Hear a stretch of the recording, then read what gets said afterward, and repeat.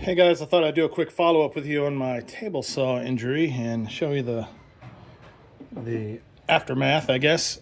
I didn't want to show it the other day because it was pretty nasty looking and gory, but here we go. That's 17 stitches right there. That's what happens when you lose focus and start doing dumb stuff. So, like I say, got everything going still. Everything works. There's a little numbness right in here, but overall, it's coming around nicely. Here's the interesting part. You can see the tracks where the push stick came back, and there it is. It matches perfectly. It's a good lineup. You can see that. Lines right up. So yeah, that kicked back, caught me right in the wrist, ripped that piece of skin open, and that's what you get.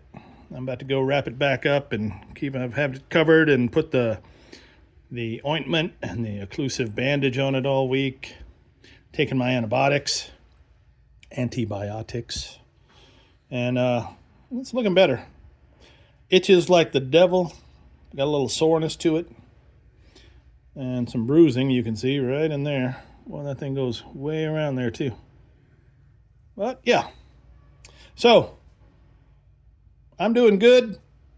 We're gonna make it. Keep your head in the game, in the shop. Rule number 1, safety.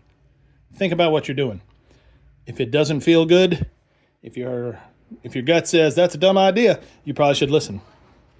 All right, guys, have a good one. We'll talk to y'all later.